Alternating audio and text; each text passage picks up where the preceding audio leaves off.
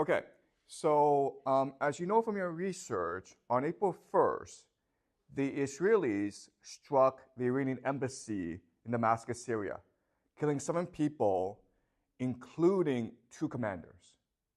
This is an act of war because the embassy is considered Iranian territory. And never before has this been done intentionally. Okay? And this follows the assassination of their general Qasem Soleimani in 2020, right? This is when the Americans launched a drone strike against him in Baghdad. And he was really the top, one of the top Iranian generals. And what both of these incidents show us is that the Americans and the Israelis have dominance over Iran, okay? So military dominance. So the first thing is they have technology, right? So technologically, America and Israel are so much superior to Iran. So that there's a jet that went from Israel and went to Damascus to carry out the strike. Now, if you did the research, you would know that the Canadian embassy is right next to the Iranian embassy. And the strike was so precise that it only hit the Iranian embassy and didn't touch anything else, okay? That's a precision strike. That's how powerful the technology that the Americans and the Israelis have, okay? But the other thing that's important is the idea of intelligence. So how did the Israelis know that these commanders would be there at that time, right? That's intelligence. And intelligence comes in 2 forms, right? There's the idea of human and then signals. Signals is basically, I can listen in on your cell phone. I can track where you go. I know where your car is, right? That's signals, and electronic intelligence. The other is human. So there are spies in the embassy who tell the Israelis that this meeting will happen. Okay? So this is clearly military dominance that Israel and the Americans possess over Iran. And when this strike happened, as you know, the Iranians had to respond. And this was called Operation True Promise. And the idea of True Promise was that there's a strike package, okay, consisting of 300 drones and missiles that hit Israel. Now, what the Israelis say is that 99% of these drones and missiles were intercepted. They caused no damage. And the Israelis says, this shows that our Iron Dome system is amazing. We're amazing. Iran cannot touch us. What the Iranians said is that, no, we designed the attack to be harmless. We intentionally designed the attack so that it would not cause that much damage. Okay? So who's right, the Israelis or the Iranians? I want to make an argument to you today that the Iranians are more believable, more credible. Okay? And the reason why is that the Iranians have to be very strategic in their response to the Americans and the Israelis. And the reason why is the Americans and the Israelis have military dominance over Iran. But just because you have military dominance does not mean you'll win the war, okay? So what I believe is that Iran and Israel are committed to a war. And it's possible that in 2 years' time, there will be a ground invasion of Iran. Okay? But it's going to take time to build up to the ground invasion. But just because the Americans and the Israelis attack Iran does not mean they will win. Okay? And the reason why is that, as you know from your research, in 2002, the Americans actually tried to invade Iran. Okay? They ran a simulation called the 2002 Millennium Challenge. And the idea is, let's pretend that we will invade Iran and let's see what happens. So they divide the military into 2 teams, right? Team USA and Team Iran. Now, if you know anything about the American military, you will know that it is the most dominant, powerful military ever to exist in human history, okay? It is crazy powerful. If the entire world were to get together and say, let's go fight the United States, the world would lose. The United States has the most powerful military in the entire world, okay? And Iran, it's a very poor country. So the United States invaded Iran, and they wanted to see what would happen. And it turned out that, who won? Iran won, okay? And the reason why Iran won is the idea of asymmetrical warfare.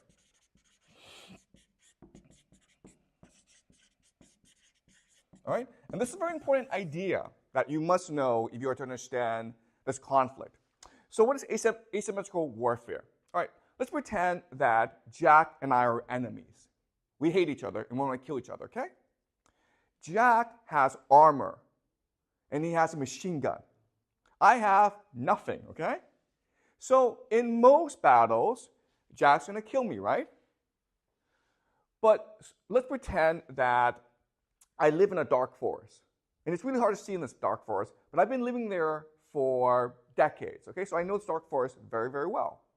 So if Jack attacks me in this dark forest, then it's possible for me to win because I can set traps, right? I can play tricks on Jack. And that's the idea of asymmetrical warfare, okay? Even though Jack is superior, because I'm inferior, I'm forced to be much more strategic in how I fight against Jack, okay? And so asymmetrical warfare means that as long as you can define the terms of engagement, as long as you can control how the war is fought, you will win. Okay? So let's look at what this means for Iran and the United States. So the United States has these aircraft carriers, and they cost like $1 billion, okay? They're very expensive, but they're very powerful. Now, in a symmetrical warfare, what would happen is Iran sends its entire navy against this one aircraft carrier of the United States. And then what happens? The United States blows up the entire Iranian navy, okay? That's what would happen. So you don't do that, okay? You do not send your navy against an American aircraft carrier. What you do instead is you send drones, okay, or drone swarms. So what they did in the Millennium Challenge was they had these suicide boats, right, charging these aircraft carriers. And guess what, guys? If there's a lot of them, like 1,000 of them, you can't stop all of them. And if one hits, then your boat sinks. Okay, does that make sense? Okay, this is what we call asymmetrical warfare. Now, what's important to understand is that in asymmetrical warfare, you have to control how much resources you use, okay? So, for example, this aircraft carrier costs like $1 billion. The drone swarms, okay, a drone may be $1,000 for a real one, okay? But then you have fake ones that cost $100. $1,000 are these drones that blow up, right? $100 are drones that don't blow up, right? You have 1,000 of these, and then that's like $10 million. And then you have 10,000 of these, and that's another $10 million, okay?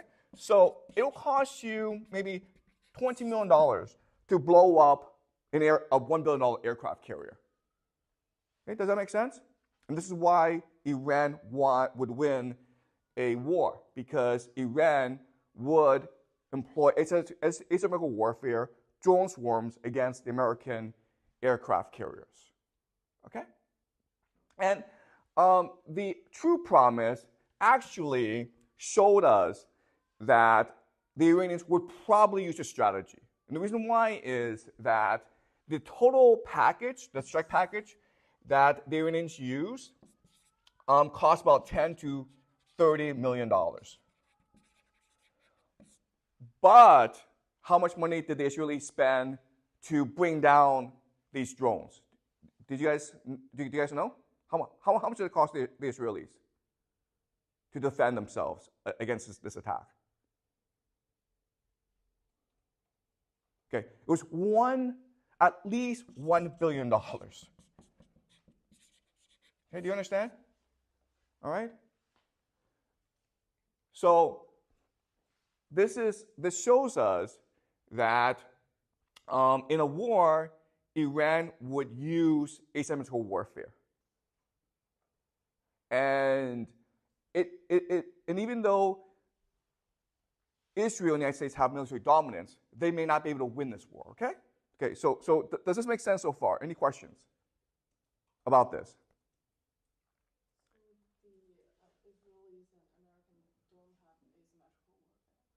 Okay, that's a really good question, okay? And the question really is, okay, listen, the Iranians will use this asymmetrical warfare strategy against the Americans. And so shouldn't the Americans respond with more strategic thinking? And that's a great question. And the answer is the Americans would not do that. Why not? Why is it that asymmetrical warfare is so effective against empires and dominant military powers? What's a problem of empires usually? What is their biggest problem? What is their fatal flaw?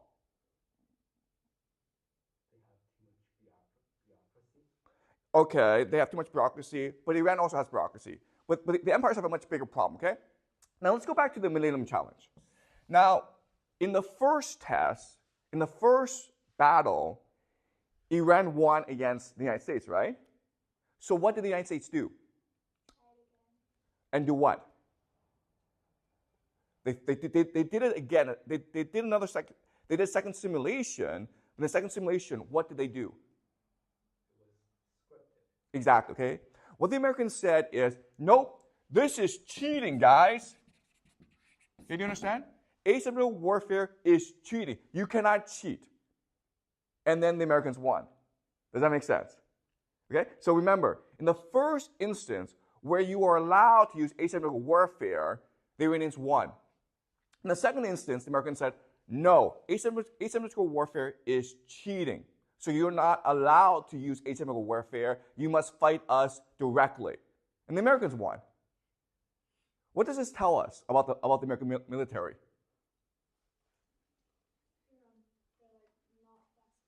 Exactly. Thank you. Okay, they are inflexible. Empires are inflexible, and the reason why is the idea of hubris. Right?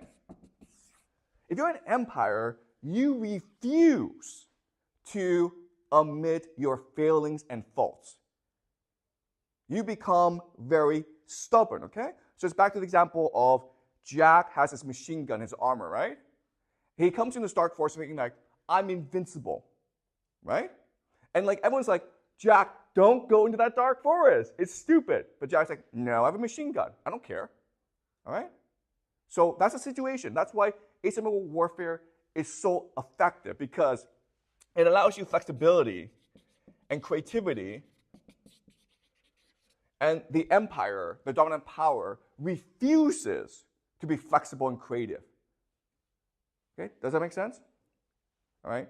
And so the classic example of this is Vietnam, where the Vietnamese were clearly dominated by the Americans, but the Vietnamese were using extremely creative and flexible tactics against Americans, whereas the Americans insisted on their main military doctrine. Okay? Does that make sense? All right? Great. Okay, any more questions? That was a great question. Thank you. Any more questions before we move on?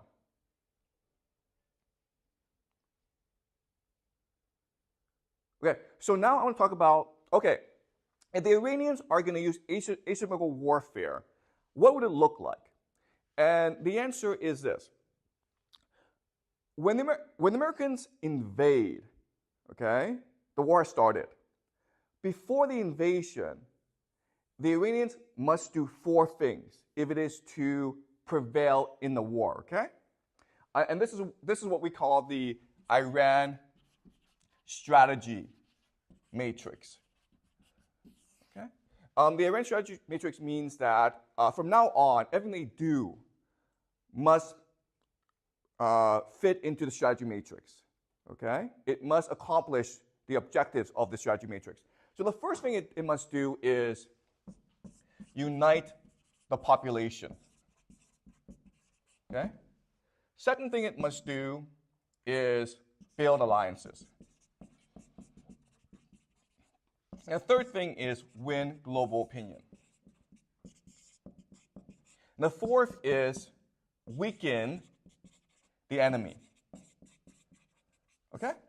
So, in other words, everything that Iran is going to do from now until the actual invasion will be to accomplish all four goals at once. And it must, if it is to survive a full-scale American invasion. Okay? Does it make sense? All right. So, unite the population. What does this mean? Okay? It means that you win the war depending on how much your population is willing to resist the invasion. And it turns out that even though the Iranians right now are divided, okay, there's a lot of opposition towards the current government in Iran. As some of you know, there have been some protests over the past few years, women protesting for more rights in Iran, okay? So there's a lot of division in that country. But I think that most Iranians would resist an invasion. And the reason why is that the Iranians have a very bad history with Westerners, okay? So the example is the 1953 coup d'etat, okay? So what happened is that in 1909, the British discovered oil in Iran. It was called Persia back then. And so they created a company called the Anglo-Iranian Petroleum Company, which we now know as British Petroleum, okay, BP. And the idea is that this company would be responsible for extracting and selling all the oil. But unfortunately, the deal was that Iran, Persia, would only get 16% of profits. Okay? They only got 16% of profits. So the Iranians are very upset about this. It's their oil, it's their resource, but they're not getting that much money out of it, okay? It's basically stealing. So for decades, the Iranians have been trying to renegotiate the deal. In 1953, the democratically elected government of Iran said to the British, listen, let's do 50-50. Okay, that's fair, 50-50. 50% for us, 50% for you, right? That's a fair deal. And the British, instead of saying yes, went to the Americans, and the British and the Americans together launched a coup d'etat against the democratically elected government of Iran and installed a police state called the Shah. Okay, the Shah, which is like the monarchy, okay? And the Shah, the king of Iran, was so brutal that he created a police state. In 1979, the Iranian people overthrew the Shah, okay? And so the Iranian people do not like the idea of foreign invaders coming in and controlling the resource, okay? Does that make sense?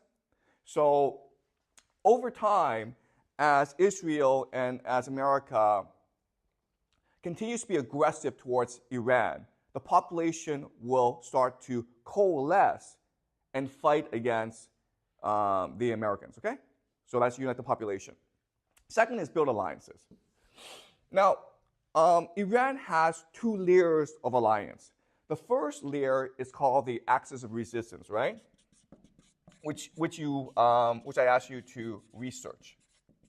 And the axis of resistance includes the Shia militias in Iraq, Syria, Hezbollah in Lebanon, Hamas, and the Houthis in Yemen. Okay? Now, what's important to understand is that this is not an alliance. What's important to understand is that this is an alliance. Okay? They agree to fight together because they have common interests, which is to remain independent of American influence. Okay? But that does not mean that Hamas, Hezbollah, and Houthis take orders from Iran, okay? They're not controlled by Iran. Iran supports them militarily and financially, but Iran cannot completely control their behavior. Okay, so the example is on October 7th, Hamas launched an attack against Israel, right? Which resulted in this war. And Iran says, we were not involved. And Israel says that can't be true because you control Hamas, all right? So that's the first layer of alliance. But what Iran needs to do, if it is to win the war, is also bring in Russia and China.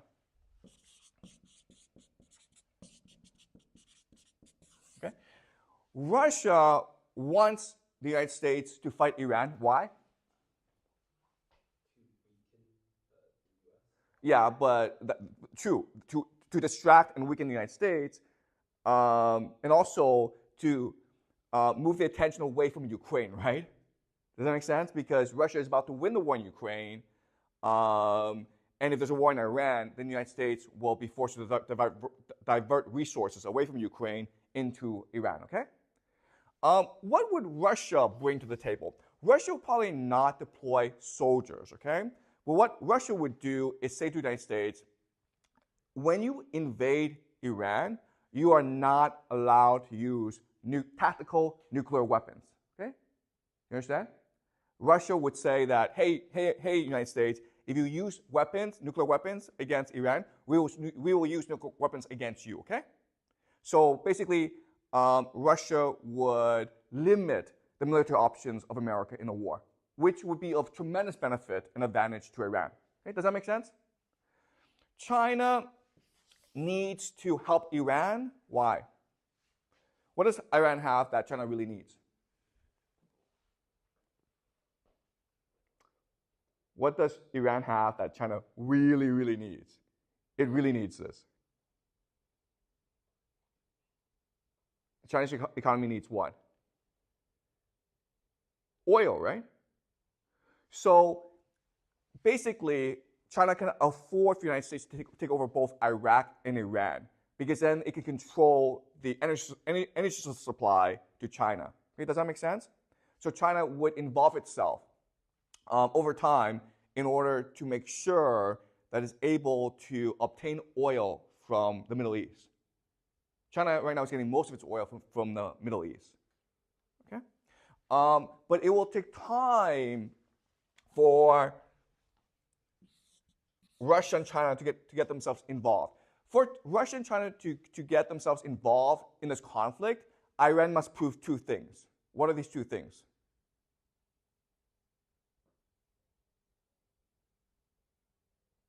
What must Iran show to China and Russia in order to get China and Russia involved in this conflict?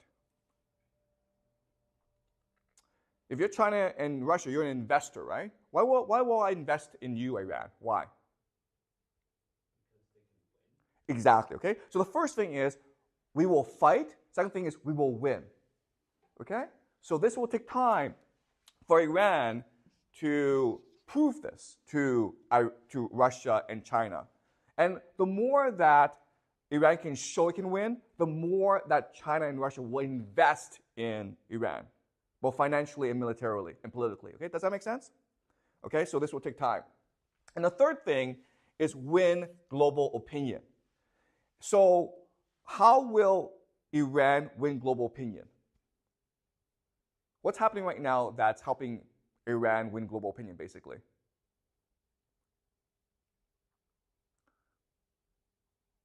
What's happening in the world right now that is helping Iran win global opinion? Or why is the world becoming more supportive of Iran? What thing is happening right now that is outraging or angering the world?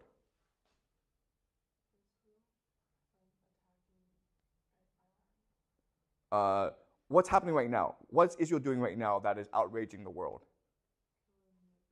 Yeah, Gaza, okay? So this is really important for Iran. It must maintain the world spotlight on Gaza, okay? Because what's happening in Gaza, it's basically genocide, right? where the Israelis are committed to solving the Palestinian problem once and for all. And that basically means removing the Palestinians from Gaza. They can go to Egypt, they can go to Jordan, it doesn't matter, okay? But the Israelis want them out of Gaza, okay? And so this will go on for many, many years. And as long as the attention is on Gaza, then people will become much more sympathetic towards Iran over time. Okay? If you've been following the news about America, there have been major protests at Yale and at Columbia and other universities about what's happening in Gaza, okay? All right. And the last is weaken the enemy. Okay, so what does this mean? It means that when the United States invades Iran 2 years from now, 6 years from now, who knows? But when it does so, it wants to build a large coalition of forces, okay? Because then it gives itself legitimacy, right? So this coalition will consist of NATO, Middle East countries, right? And Israel, Saudi Arabia, many, many countries. And what Iran needs to do is create conflict and dissent in this coalition. Okay? And the way it does that is by building up internal dissent. Okay? Does that make sense? There are many people, most people in America do not support a war against Iran. And so Iran needs to encourage this internal dissent. Okay? It can also create conflict between NATO and the United States, okay? Because obviously, America will want NATO involved in its invasion of Iran, but why would France and Germany want to involve itself, right? Okay, does that make sense? So these are the 4 major goals of Iran, and it must accomplish all 4 goals if it is to survive an invasion, okay? So from now on, everything that Iran does will be to accomplish all 4 goals, okay? And this is part of asymmetrical warfare. Does that make sense? All right.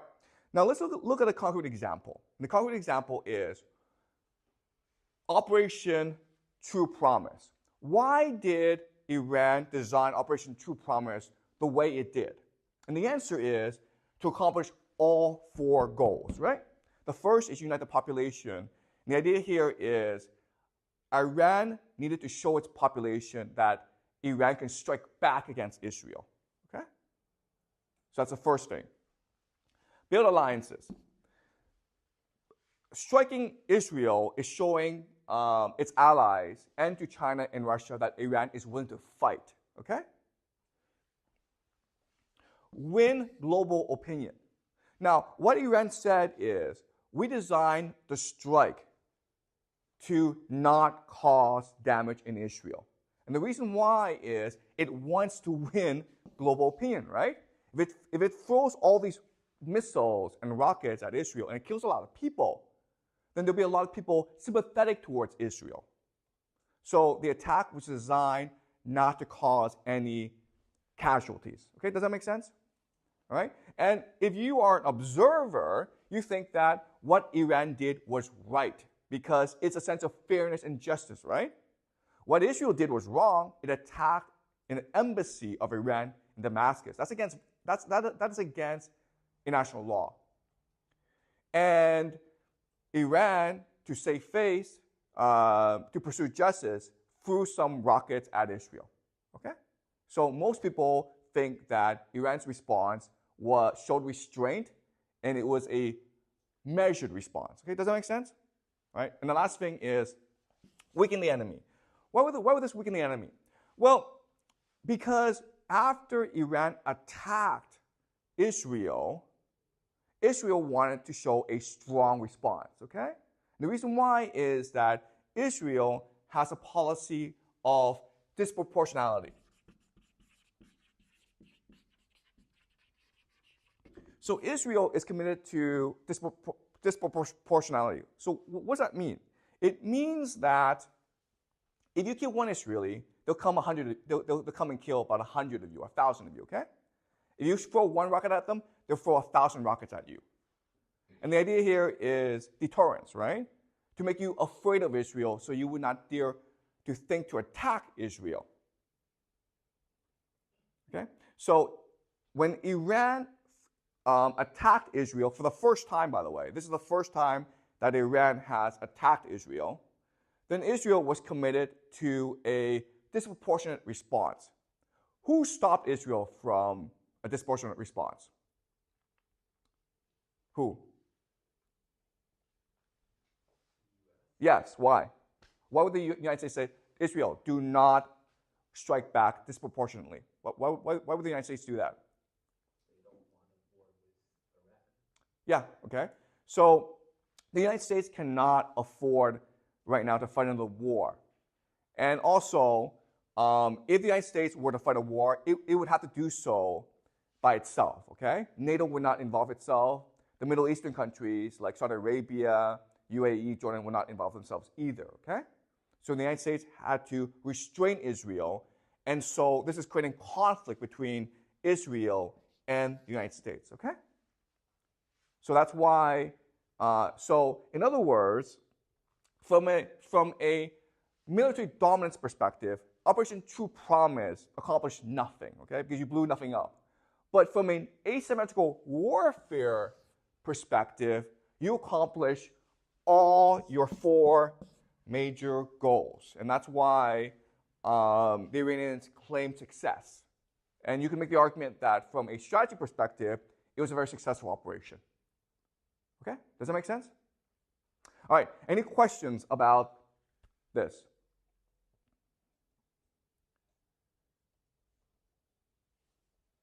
Anything you want to clarify or you don't really understand? Does this make sense to you? I just wonder, if China ever involved in the situation, will this impact our college life in the US? Okay, so Peter asked a great question, this war, how will it affect us? We're going to the United States for college, we're Chinese students. Okay, and the answer is this, okay? The answer is, in war, there's something called rules of engagement. And so before they have a war, all the major parties agree on what the rules are, okay? So for example, you look at the war in Ukraine. Now, the United States and NATO are openly supplying weapons and financing and intelligence to Ukraine, right? But from the Russian perspective, we allow that, okay? We will not allow NATO to send troops to fight with the Ukrainians, but we will allow NATO and the United States to provide weapons and financing. Okay, does that make sense? This is what we call the rules of engagement, the rules of war. Okay? So the same thing would happen if the United States were to invade Iran. Before the actual invasion, there would be an agreement among all major parties, which would include Iran, the United States, Russia, China, Israel, about the rules of war. And so one important rule of war is you're not allowed to use tactical nuclear weapons, okay? Iran, you may have nuclear weapons, you're not allowed to use them. United States, you have nuclear weapons, Israel, you have nuclear weapons, but you are not allowed to use them in this war, okay? That would be the first agreement. Second agreement is that Russia and China are allowed to provide assistance in a very limited basis, okay? So China will probably provide weapons and material. But this will not impact the relationship between China and the United States, okay? And during this war, China will maintain a position of what we call strategic ambiguity. And all this is saying is that China is not going to say that we support Iran.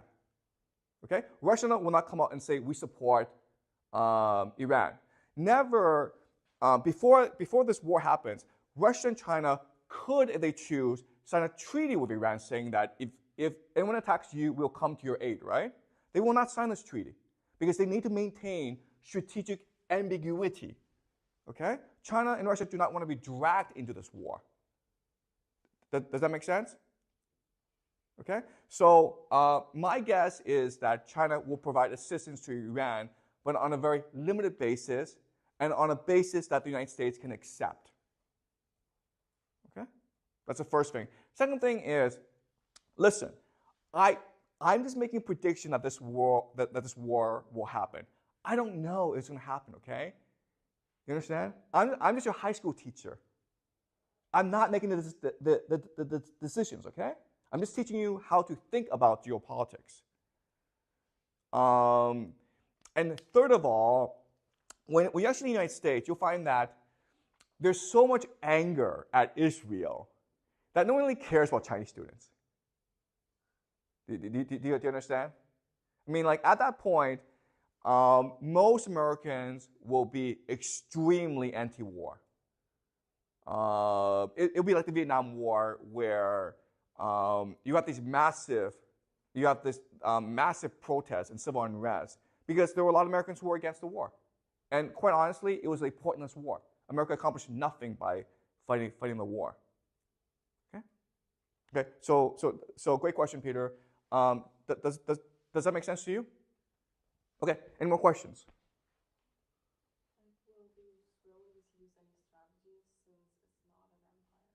Okay, great question, okay. So we talked about the idea of hubris, right? Empires have hubris. And so Israel is a small nation, about 8-9 million people, right? It's not the American empire. It's not the American empire. The problem is this. The problem is that if you look at the Middle East, the strongest military power in the Middle East is Israel by far, okay? Israel does not actually need American protection. If the entire Middle East got together and attacked Israel, Israel would win because this happened twice before, right? In the Yom Kippur War and the Six-Day War. So military speaking, Israel is powerful. And quite honestly, if the United States were to retreat from the Middle East, Israel would dominate. Okay?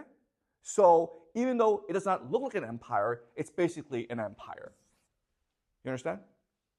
So therefore, it suffers from hubris. Okay? It's not going to be strategic and flexible and creative. It doesn't have to be, because it has military dominance over everyone. But that's a very good question. Okay? Just because Israel is small does not mean it is weak. It's very, very powerful. Okay? Any more questions?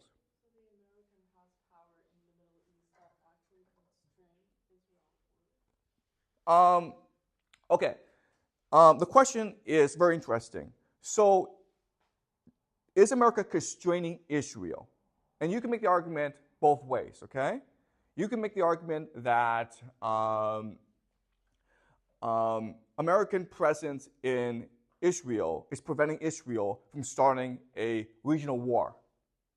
Okay? But you can also make the argument that Israel right now is using America to pursue a lot of its geopolitical interests. Okay, so it's a very complicated question. Okay, but I think that I personally think that America is right now constraining Israel. Okay, because Israel needs American support, and that constrains the actions of Israel. But if America were not around, then it's possible that Israel unleashes the full might of its military. And its military is very, very powerful. Okay? All right? But if America were to leave the region, then I think Israel would become the dominant power in the region. But I think the same is true throughout the world. If America left Europe, who would become the dominant power? Germany, right? And if America left East Asia, who would become the dominant power? Japan, okay? Okay, does that make sense? So I would say that the regional powers right now are Germany, Israel, and Japan. And it's American empire that's constraining all three right now.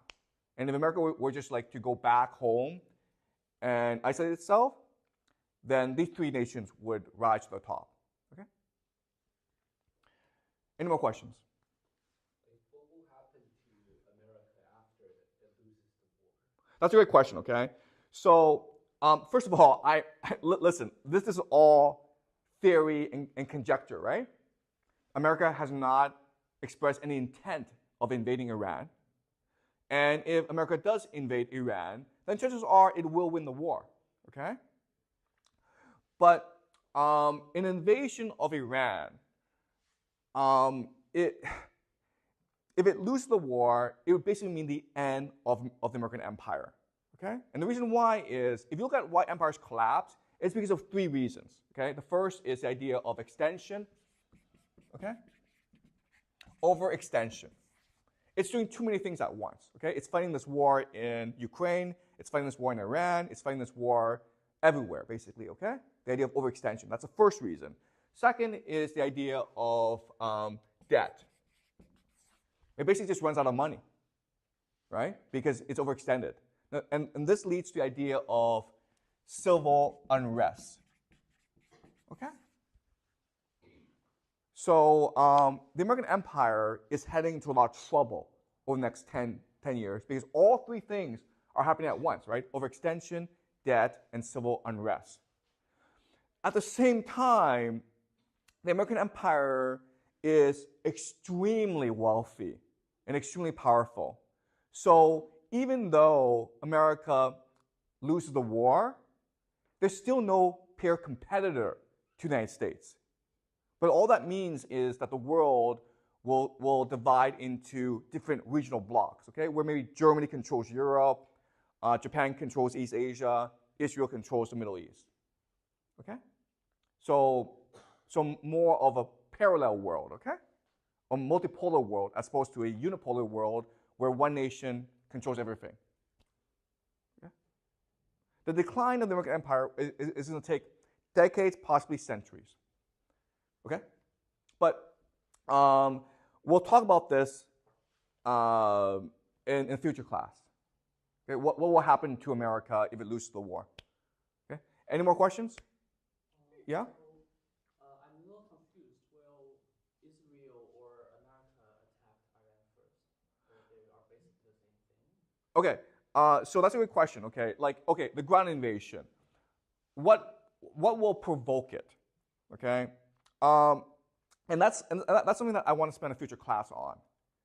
Okay. But listen, we've done a lot of wars. Okay. And we know that America doesn't really need a reason to fight a war. Do you understand? It can just make up a reason. It doesn't care. So basically, the argument that I want to make is that if Trump wins the presidency, then it's most likely that he will start a war against Iran. Okay, that's what I think. I think it will be Trump who initiates the war, and I think that it will happen maybe 2 years from now. But is there a possibility that Israel will just fight against America? Like, if they're like under constraint and they're disagreeing with it, maybe? So this is a very complicated question, okay? Like, what's the relationship between Israel and America? And the reason why it's complicated is that there's something called the Israel lobby. And again, we need to spend an entire class on the idea of the Israel lobby because it makes no sense, okay? It's really hard to understand by itself. So I'll spend an entire class on the Israel lobby, and then you understand why there's an alliance between Israel and America, okay? All right, but thank you, okay? Any more questions? So just to summarize, we will do a class on Jack's question, what will the war look like, and what will it mean for America if it loses the war. We'll also do a class on David's question, which is, what's the relationship between Israel and America? Okay. Any more questions? We'll be talking about Japan. We will, yes. We'll also be talking about the rise of Japan and Germany. Okay. All right. Any more questions? Okay, great. I'll see you next week. Okay.